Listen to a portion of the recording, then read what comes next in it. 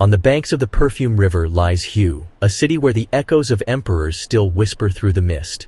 Once the beating heart of Vietnam's royal past, Hue remains a symbol of resilience, beauty, and cultural identity. Welcome to Episode 5. In our last episode, we explored Ho Chi Minh City. Today we will be exploring Hue. On the banks of the Perfume River, the city of Hue wakes slowly. The morning mist hangs low over the water, softening the edges of the world. The mist muffles the first sounds of the day. The wide, unhurried river pulls pale dawn light across its surface, creating a shimmering path. The path leads toward distant, hazy hills. Small wooden boats glide past like ghosts, their engines quiet. Their occupants prepare for the day with practiced, silent movements. A lone wooden boat drifts with the mist, Thien Mu Pagoda in the background.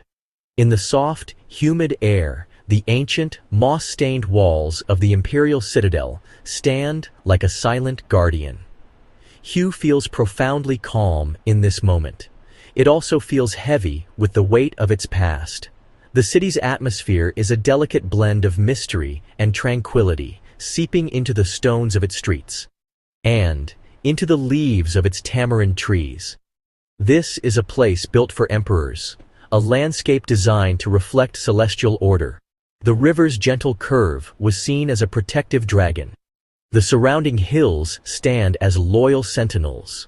This connection to nature gives Hue a slower, more deliberate rhythm.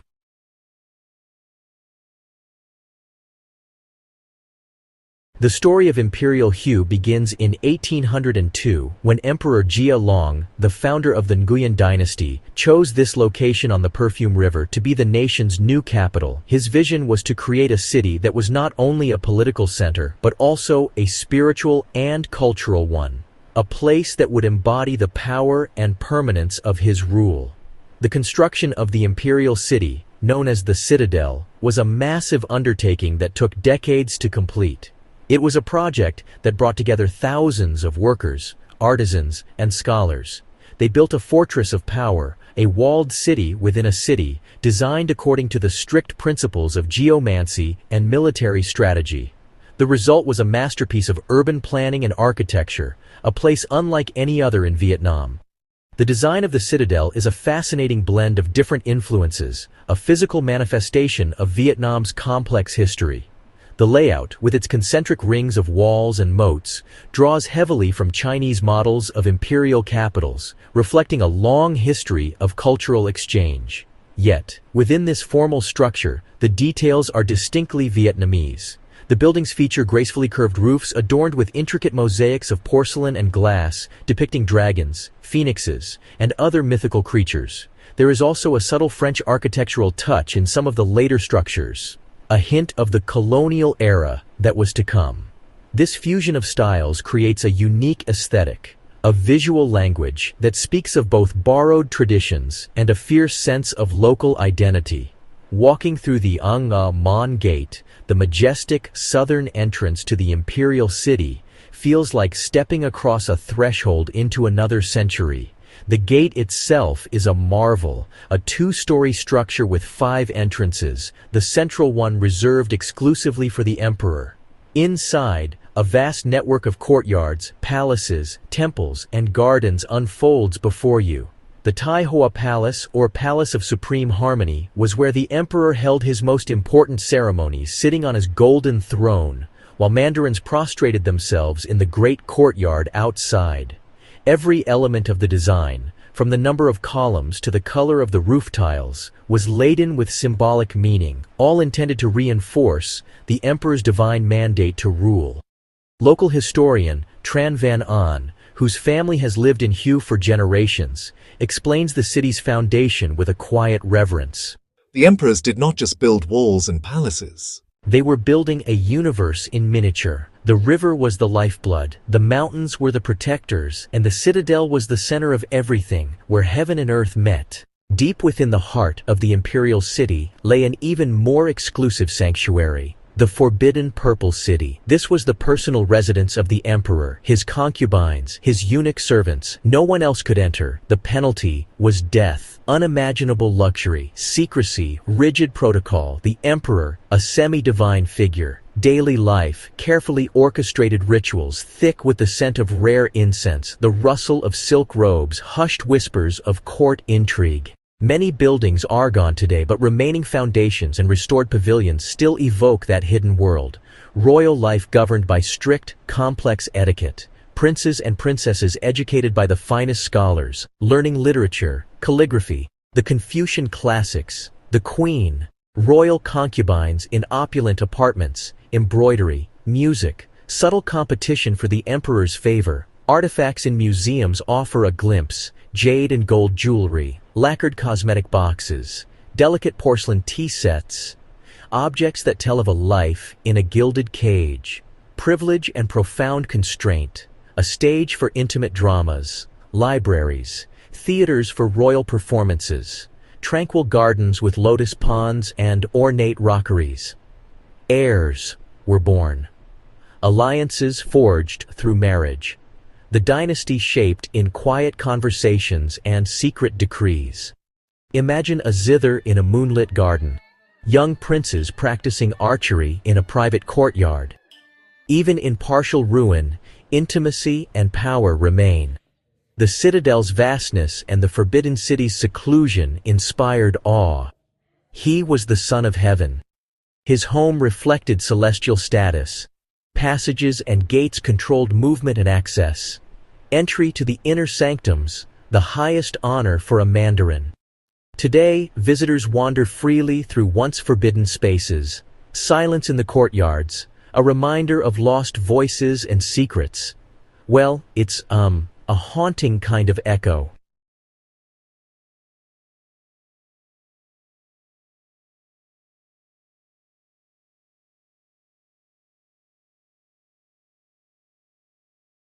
For centuries, Hue existed as a symbol of Vietnamese culture and tradition, a city of poets and scholars. Pause continues. But here, a 1968 black-and-white photograph of a ruined courtyard in the imperial city. But in 1968, during the Tet Offensive, Hue became synonymous with one of the war's longest, most brutal battles.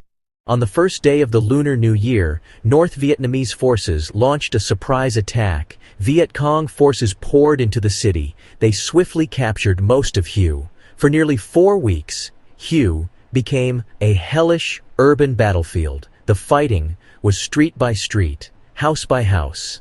American forces fought relentlessly to recapture the ancient capital. South Vietnamese forces fought alongside them. The city, built as a representation of harmony, became a landscape of utter chaos and destruction. The human cost was staggering. Thousands of soldiers from all sides were killed or wounded. Thousands of civilians were caught in the crossfire or executed in brutal purges. Families were torn apart, their homes reduced to rubble. The psychological trauma left a deep, lasting wound on the city's collective memory. For the people of Hue, the name of their home became linked to terror, loss, and sorrow. The Perfume River, once a symbol of peace, was said to have run red with blood. The city's gentle rhythm was shattered by the deafening roar of artillery and gunfire. The physical damage to Hue's priceless cultural heritage was catastrophic. The imperial citadel, a century and a half old, was turned into a fortress and a target. Heavy shelling left once beautiful palaces as scorched ruins. And pavilions, too, reduced to piles of rubble. Of roughly 160 buildings within the Forbidden Purple City, only a handful survived the onslaught. Ancient walls pockmarked with bullet holes. Ornate roofs blown apart. Temples containing centuries of worship were destroyed. Libraries holding historical manuscripts were lost. Archives with invaluable records were destroyed. The soul of the city, its art and architecture, was grievously wounded. After the fighting ceased and the dust settled, what remained was a city in ruins. The once magnificent imperial capital was a ghost of its former self. Empty, blackened shells of buildings stood open to the sky. Courtyards, where emperors once held grand ceremonies, were littered with the detritus of modern warfare. The scars were not just on the buildings, but on the people who had witnessed the desecration and loss.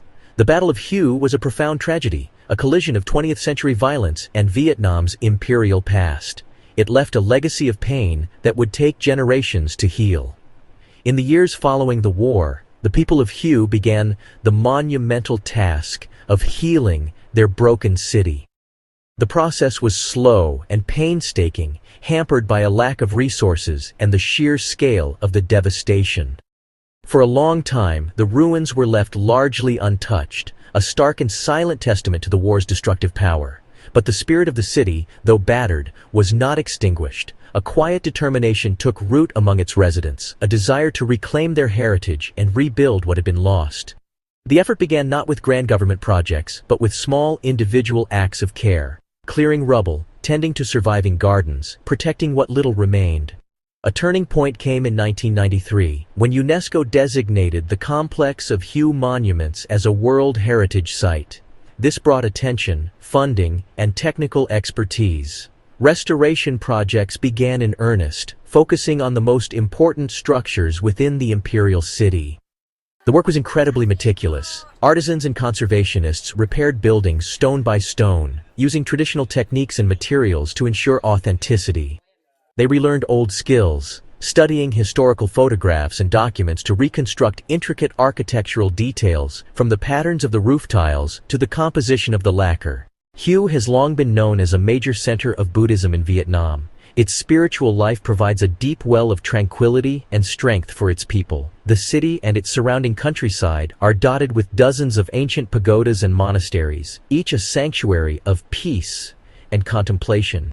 The most famous of these is the Thien Mu Pagoda, its iconic 7-story octagonal tower standing sentinel on a hill overlooking a gentle bend in the Perfume River.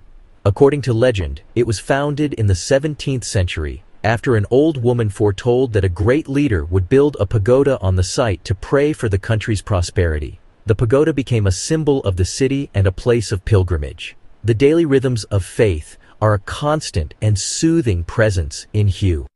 In the early morning, the sound of chanting monks drifts from the prayer halls, mingling with the deep, resonant tones of bronze bells and wooden drums.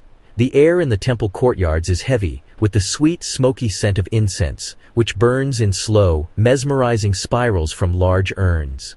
People from all walks of life come to these sacred spaces, to pray, to make offerings of fruit, to make offerings of flowers, or simply to find a moment of quiet refuge from the demands of the world. This gentle, pervasive spirituality connects people to each other, to their ancestors, and to a sense of a reality that transcends the everyday. It is an anchor for the city's soul. The city's spiritual and artistic traditions often intertwine, especially in its music. While Nhun Hak was the music of the court, a parallel tradition of Buddhist chanting and spiritual folk music thrived in the pagodas and villages. These melodies are often more personal and emotive, expressing themes of compassion, impermanence, and the search for enlightenment. In recent years, there has been a renewed interest in preserving and performing all forms of Hue's traditional music. Small, intimate concerts are held in restored garden houses and on dragon boats that cruise the river at night. Musicians in traditional dress play ancient instruments, their soft, clear notes creating a magical atmosphere that seems to bridge the gap between past and present. Festivals play a vital role in the city's cultural and spiritual life, bringing the community together in vibrant celebrations. The biennial Hue Festival is a major international event that showcases the city's arts, but smaller, more traditional festivals are equally important. During these times, the streets come alive with color and activity. People wear their finest ao dai and carry brightly colored paper lanterns. There are traditional boat races on the river, performances of classical theater, and elaborate processions. These festivals are not just tourist attractions, they are living expressions of a culture that continues to value its old customs and rituals. A joyful reaffirmation of the city's enduring identity. As sunset washes the sky in shades of orange and purple, the Perfume River glows with a final, brilliant light. The day's heat begins to fade, replaced by a cool, gentle breeze that carries the scent of night-blooming jasmine. Along the riverfront, families gather to release small, paper lanterns onto the water, each one carrying a wish or a prayer. The tiny flames float away on the current, a constellation of small, hopeful stars drifting through the deepening twilight. In this golden hour, the ancient walls of the citadel take on a soft, ethereal glow. The city seems to hold its breath. This moment feels like a bridge, a perfect and peaceful connection between the long day that is ending and the deep history that is always present. Hue is a city of countless beautiful contradictions. Royal, humble, grand palaces, simple fishing boats, deeply scarred by war, yet it has shown an incredible capacity to heal and regenerate. A spiritual center. Quiet chanting of monks. A modern city, bustling cafes. Universities full of young, forward-looking students. Formal, ancient ceremonies. Small, private moments of daily life. To walk its streets is to witness the constant, graceful negotiation between the past and the present. On every corner, in every garden, in the heart of every resident. The story of Hue is the story of Vietnam in microcosm. Immense beauty, staggering power, profound loss, quiet, unyielding hope. The city does not hide its history. It wears it openly. The stones remember the emperors, the artisans, the poets, the soldiers. The music remembers the rituals of the court, the prayers of the faithful. The people remember the stories passed down through generations. They work to ensure that these stories are not forgotten. They understand that their culture is a precious inheritance, one that survived the hardest of times and must be nurtured and protected for the future. This is not a city frozen in time, but a living, breathing heritage. The old songs are still sung, new verses are being added, the ancient crafts are still practiced. Young artists are finding new ways to express their vision. In the soft, eternal light of the Perfume River, the imperial heartbeat of Hue continues to pulse, steady and strong. Endurance, beauty, a spirit that can never be broken. Hue continues to offer its old memories and its new voices to anyone who is willing to slow down and, listen to its quiet song. Hue is more than a relic of Vietnam's royal past. It is a living testament to endurance, where history breathes through every stone, song, and smile. The heart of Vietnam still beats here, where the old world meets the new.